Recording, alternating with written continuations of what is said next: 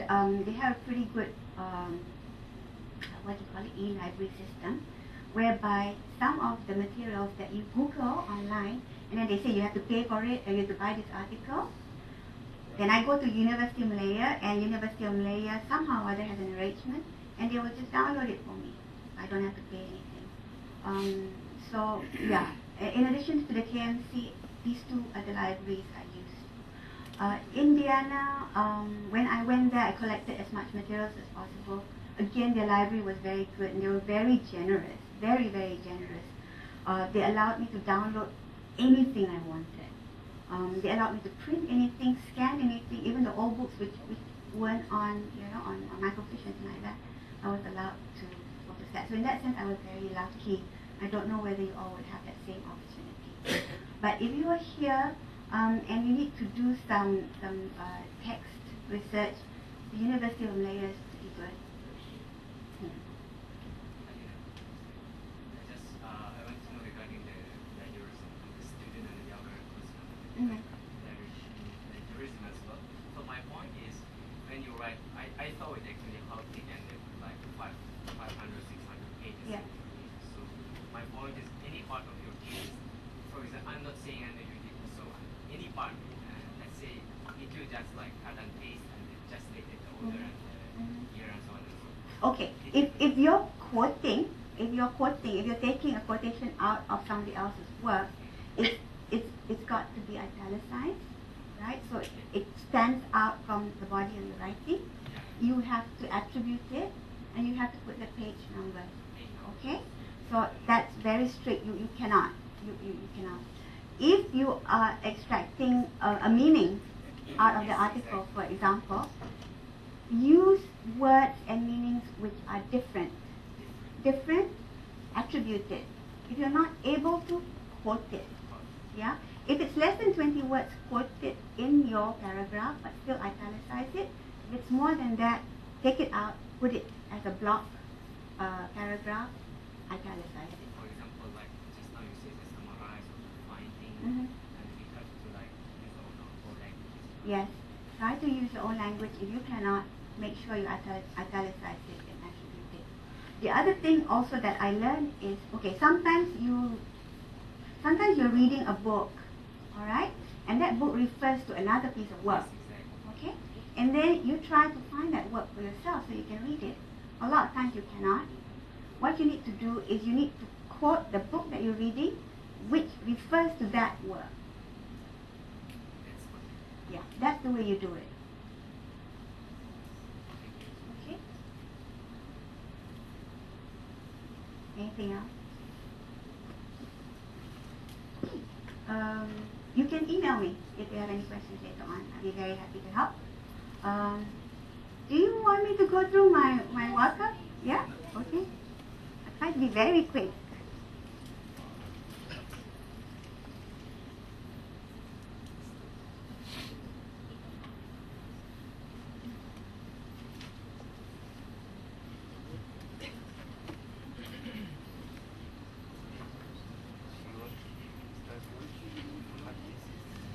This was my Bible presentation, all right? Please don't keep me 2.5 hours. Okay. You will see that this is version 3. All right? I had incorporated it at this stage. And they said, yes, it's okay. So when they said it was okay, I carried on. Sorry? Anything to say? No? Oh yeah, my gosh, you are absolutely right.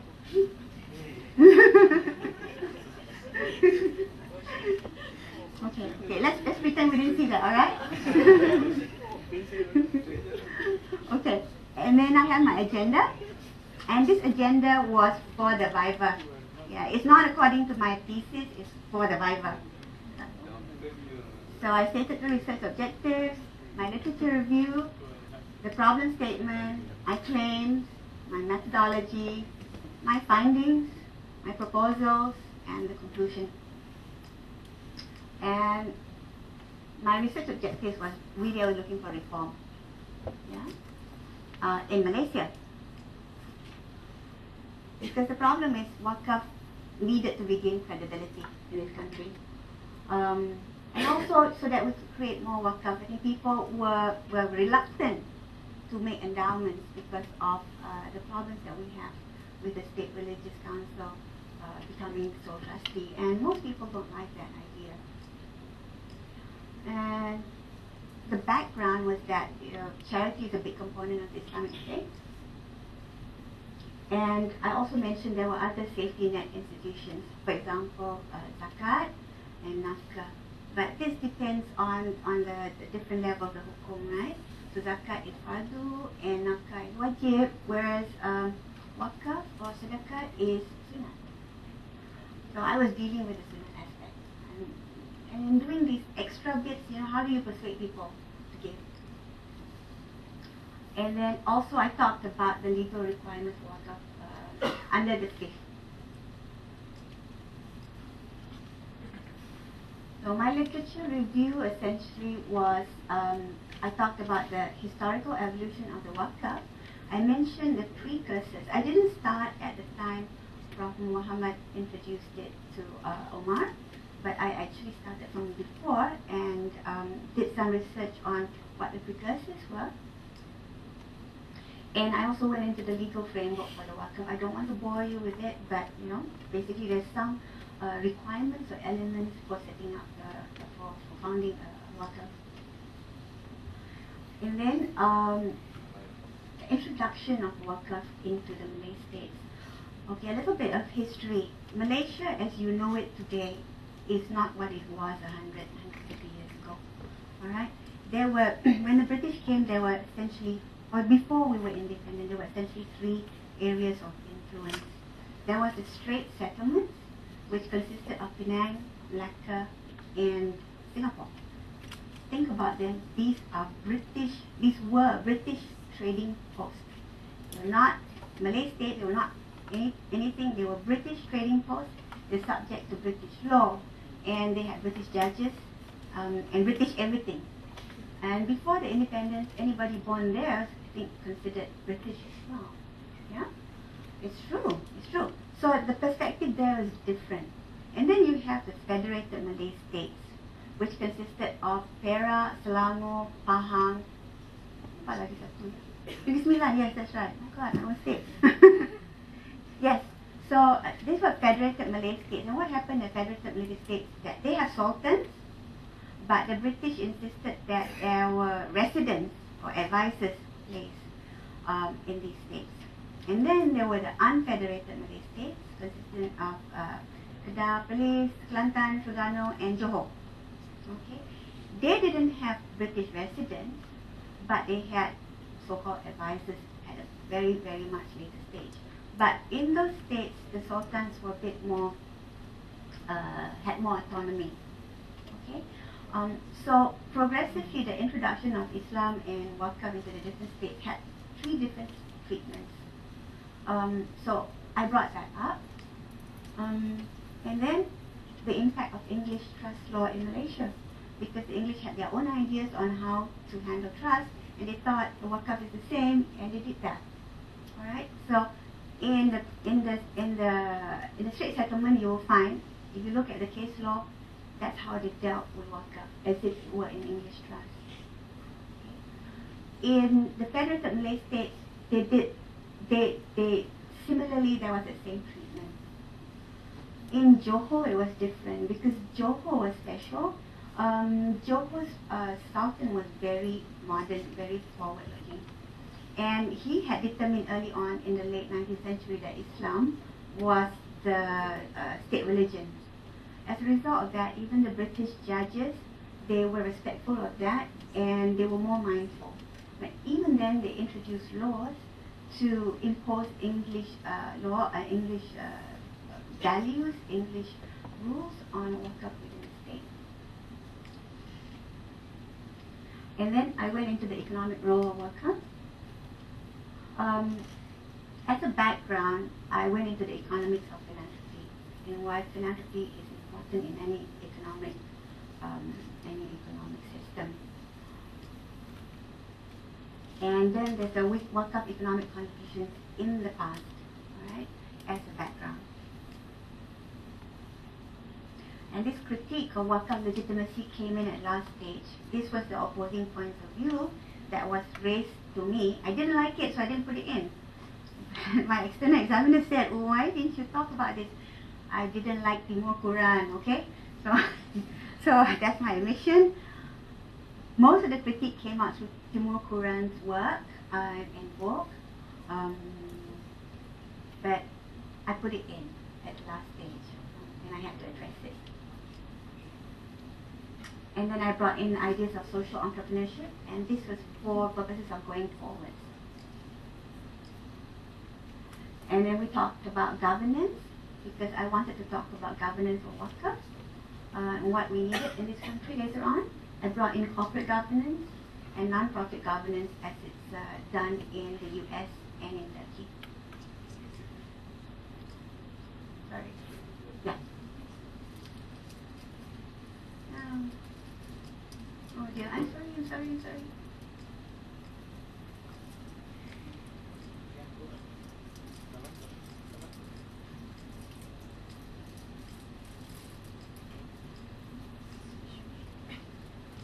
Okay, here's the gaps in literature. Remember, I didn't have a big idea, I didn't have a model, I didn't have fantastic data, so I have gaps in literature. In the Malaysian context, there were no studies on current economic contributions. And what was the modern role for Waqf today? Is it distributed? Is it productive? And how to improve status quo. So essentially there was these three areas or gaps that I identified in the scholarly conversation, and I decided that this was going to be basically the subject matter of my work.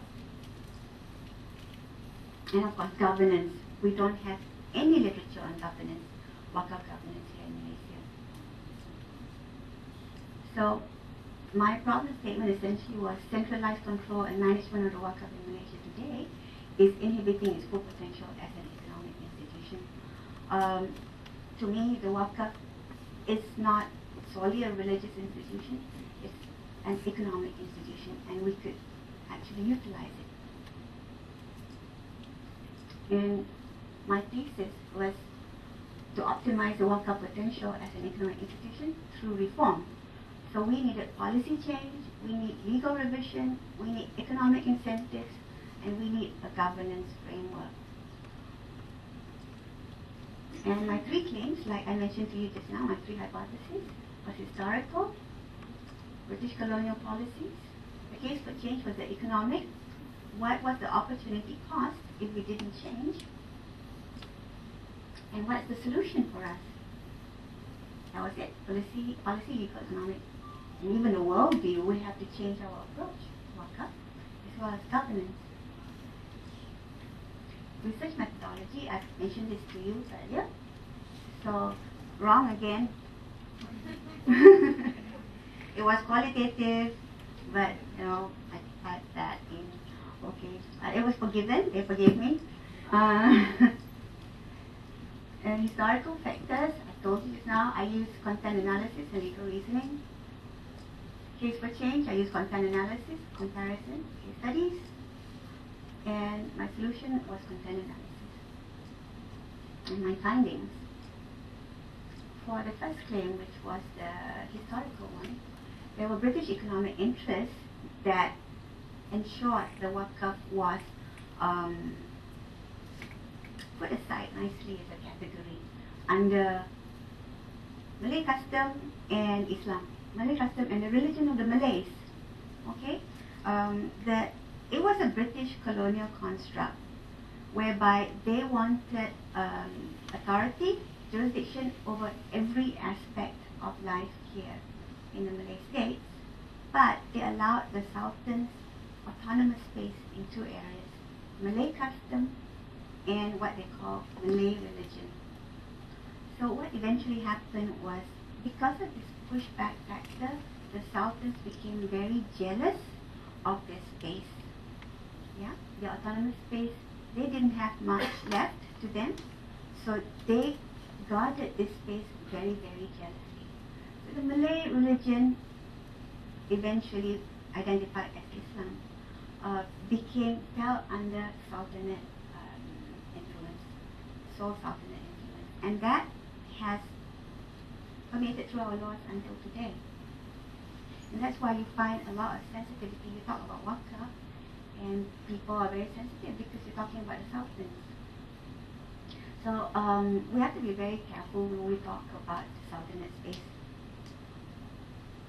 As I mentioned, there were 3 different areas of influence. And then there was this act, Mohammedan and Hindu Endowments Ordinance, which was introduced into the street settlement in Penang. What they've done is they learned about this through the Indian regulations. They learned how to manage the Indian endowments, and they brought this idea into Penang first, and then into Malacca, into Selangor. But having said that, the British weren't really such monsters. This came in as a response to the problems of the Waqf in Penang. They were badly managed. The areas around the Kapitan Kling and the Achin Street Mosque, they had dilapidated into slums. Can you imagine it? In the late 19th century, early 20th century, Penang was coming up as a port, and it was coming up as an urban area, Georgetown. But right in the middle, you have these Waqf areas, and they were slums. The Waqf trustees had rented it out at low rental. I don't know why they rented out at low rental. You can imagine why, yeah. And then these were sublet. You had slum dwellings. You even had a cemetery there. You had sampah all over the place. So some of the beneficiaries were complaining, and they were fighting, and they were challenging each other in the court. So in the end, they brought it up to the British administrators, and the British administrators said, "Hey, let's look at this again." So they looked at the Indian experience, and they brought in this ordinance. And actually, when they set up the Mohammedan and Hindu Endowment Board, it was very successful.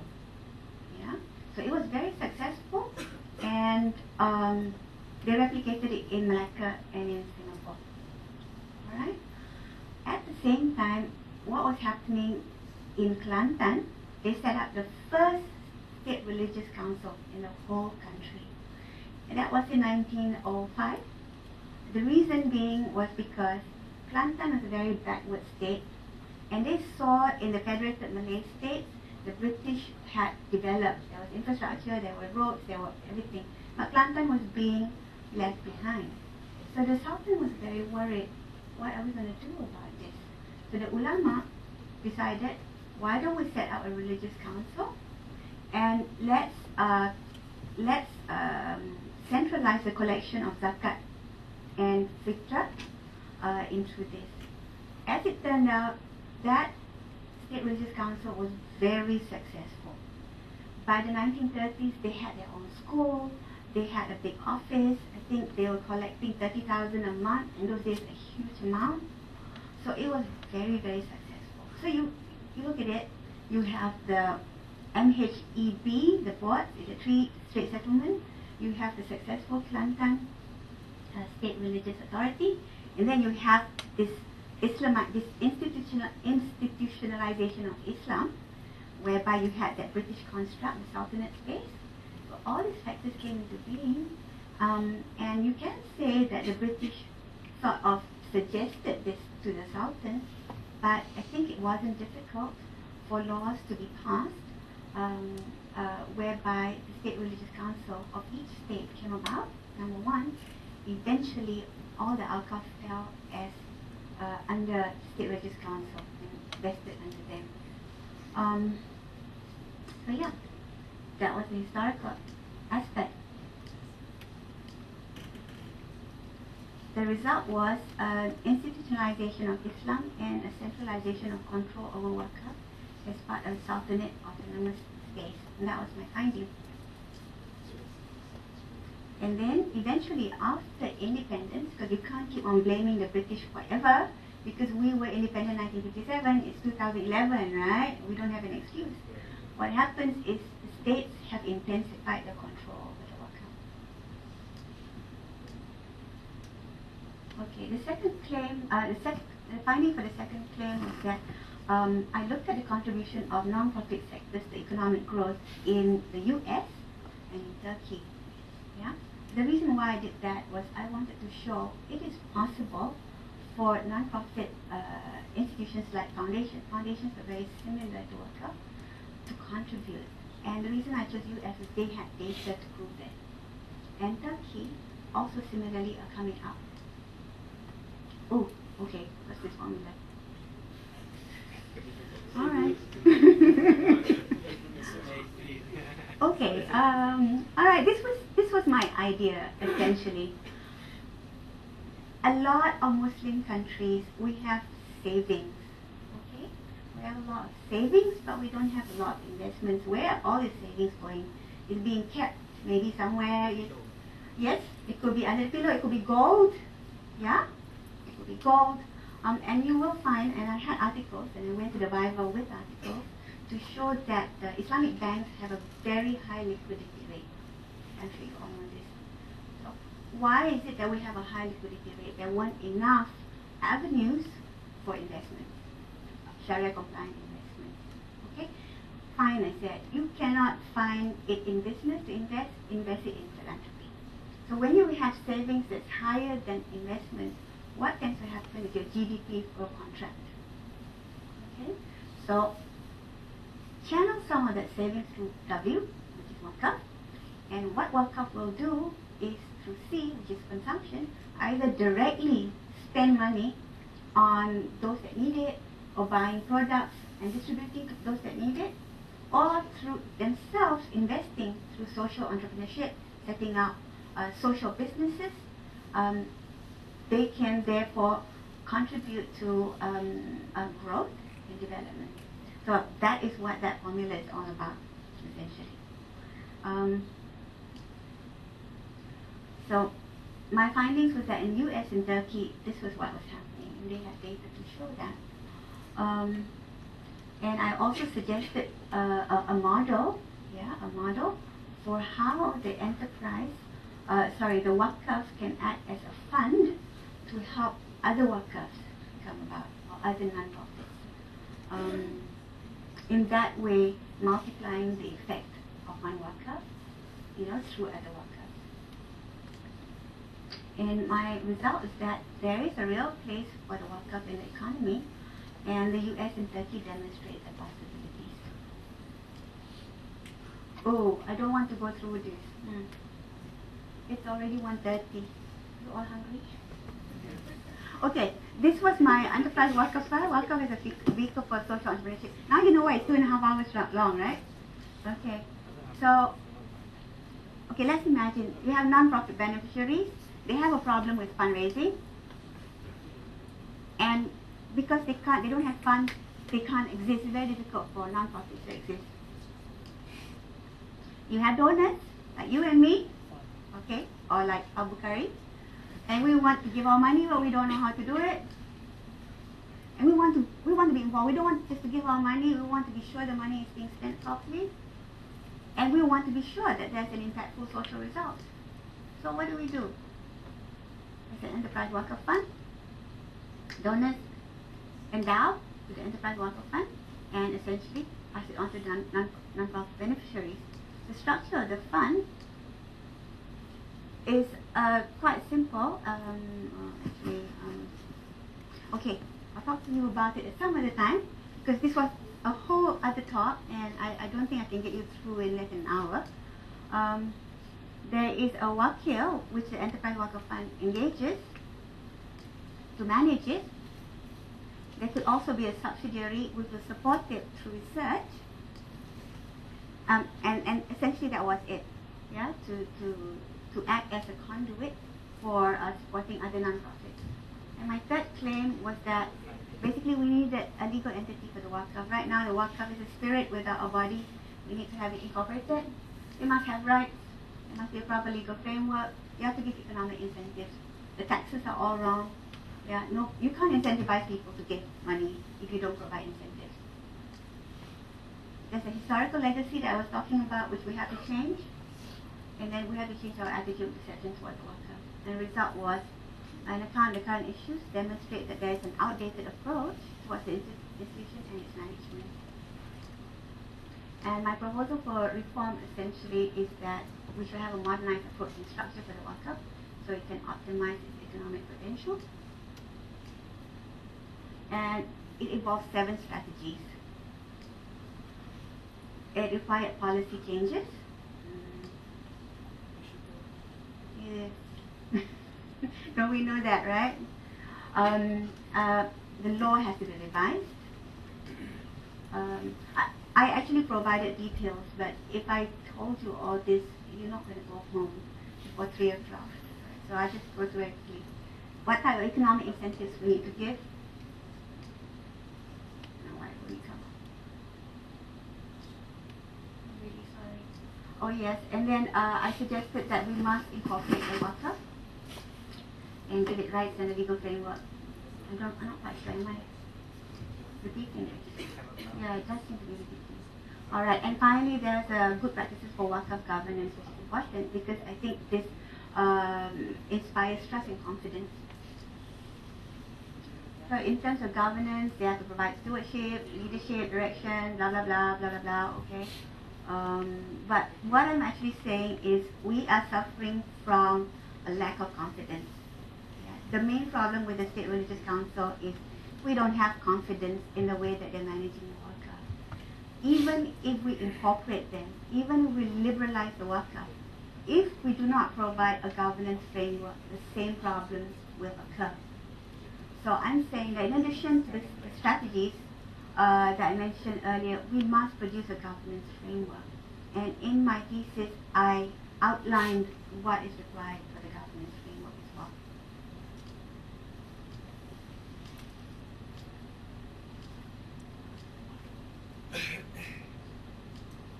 Okay, so this was how I figured out what governance is required.